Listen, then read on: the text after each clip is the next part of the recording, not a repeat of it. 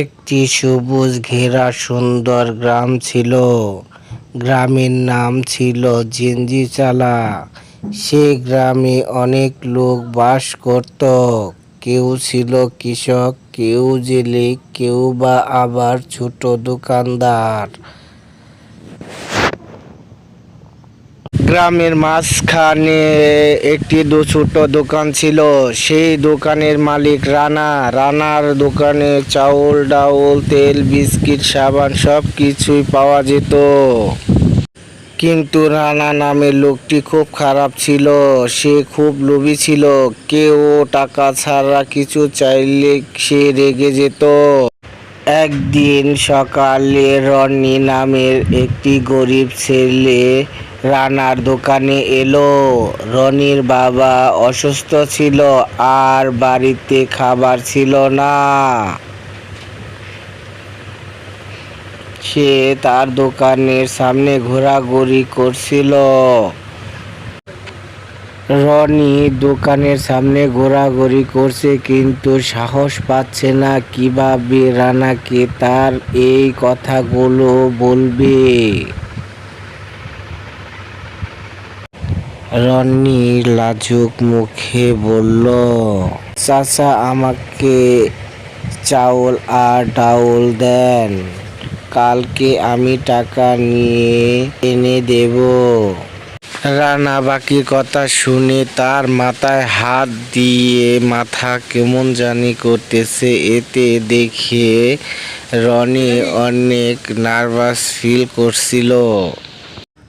টাকা নেই তো জিনিসও নেই, আমি কিভাবে এই বাকি দেব? আমার তো দোকানে মাল একদম কমে গেছে। আমি কিভাবে তোমাকে বাকি দেব? এর আগেও তোমার আব্বাকে আমি অনেক বাকি দিয়েছি। আমি এতে লস করতে পারবো না টাকা রেখে। আমি তো আর দোকানে দান ছটকা খুলে রাখি নাই যে আসবে তাকেই বাকি দিয়ে দেব। হ্যাঁ বাবা, আমি দিতে পারবো না, তুমি যাও। চাচা, আমি বলছি, মিথ্যে বলছি না। আগামীকাল আমি কাজ করে তোমার সম্পূর্ণ টাকা দিয়ে দেব। প্রয়োজন হলে আমি অনেক পরিশ্রম করব, তবু তোমার টাকা আমি মেরে খাবো না। আমার বাবা অনেক অসুস্থ, সে কাজ করতে পারছে না। সেই জন্যই আজ আমি আপনার কাছে এসেছি। একটু দয়া করেন, আমাকে চাউল ডাউল দেন, আমি আপনার টাকা পরিশোধ করে দেব। একটু দয়া করেন চাচা, আমাকে সদাইগুলো দেন। রনির কথা শুনে দোকানদার মাথায় হাত দিয়ে এদিক ওদিক ঘোরাঘুরি করতে শুরু করলো। সে ভাবতে লাগলো আর কি জানি চিন্তা করতে লাগলো। তার ঘোরাঘুরি দেখে রনি অনেক কষ্ট পেতে শুরু করলো। সেদিকে তার পরিবারের খাবার না থাকার কারণে খুব চিন্তিত অবস্থায় রইল। দোকানদার রনির কাছে এসে দাঁড়ালো এবং বিড়বিড় করে কিছু বলতে চেষ্টা করলো, কিন্তু রনি তা বুঝতে পারছে না। এদিকে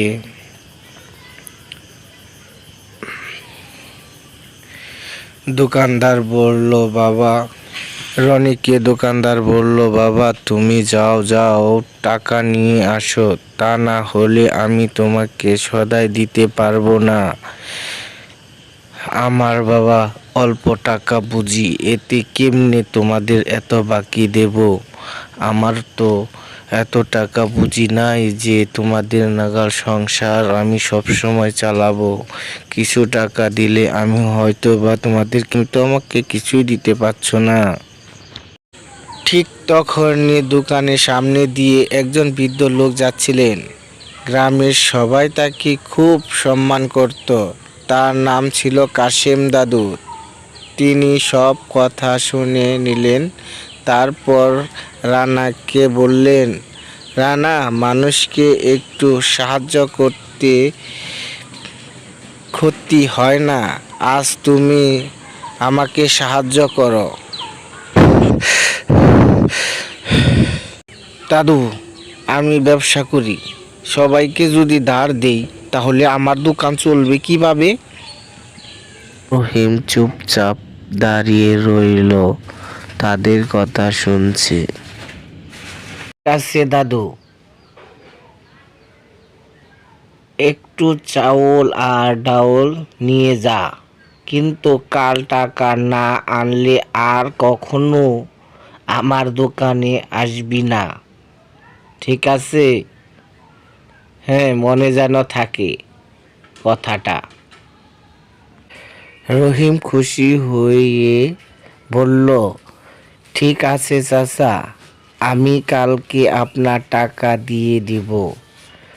আমার জন্য দোয়া করেন, আমি যেন আপনার টাকা দিয়ে দিতে পারি। সেই বলে রহিম চলে যাচ্ছে বাড়ির দিকে।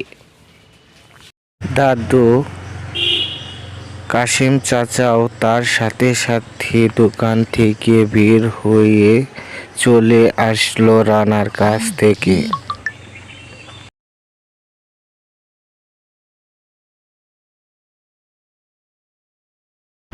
রনি বাসায় এসে ভাত রান্না করলো। কতক্ষণ বসে থেকে চিন্তা ভাবনা করে সে দাঁড়িয়ে গেল। তার ভাত হয়েছে নাকি তার বাবাকে ডাকলো, বাবা খেতে আসো, খাবার হয়ে গেছে। রনি তার খাবারগুলো সুন্দর করে বাবার সামনে উপস্থাপন করলো, বলল, বাবা, আমি কাল থেকে জেলেদের সাথে কাজ করতে যাব। রানা দোকান থেকে বাকি করে চাউল ডাউল এনেছি, তার টাকা পরিশোধ করতে হবে। রনি ছেলেটা জেলেদের সাথে কাজ করছে।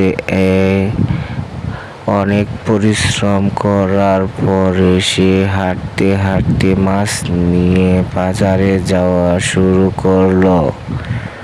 যাওয়ার পরে মাছের আড়তদার মাছ নিয়ে বসে আছে তার আড়তে। সে দেখছে কেউ মাছ নিয়ে আসতেছে কি না, সেই জন্য অনেকক্ষণ যাবৎ বসে আছে। এরপরে রানা তার মাছ হাতে নিয়ে মজুদদারের কাছে এলো। সে তার মাছ মজুদদারের কাছে রাখলো। রেখে সে কিছু টাকা পেল। সেই টাকা নিয়ে সে চলে যাচ্ছে তার বাড়ির দিকে। এরপরে হাঁটতে হাঁটতে হাঁটতে হাঁটতে সে তার বিলের ধারে চলে গেল। রনি টাকা নিয়ে দোকানের কাছে হেঁটে হেঁটে আসলো। পরে রনি দোকানদারকে ডাকলো, চাচা, দোকানে থাকলে একটু বের হন। দোকানদার বের হয়ে এলো। পরে দোকানদারকে রনি টাকাগুলো দিল আর বলল, চাচা, গরিব হতে পারি, কিন্তু কারো টাকা মেরে খাওয়ার মতো আমরা লোক নই। গরিব হতে পারি। দোকানদার লজ্জিত হয়ে বলল, বাবা, সবাইকে যদি আমি বাকি দিতে চাই তাহলে তো আমি দোকান চালাতে পারবো না।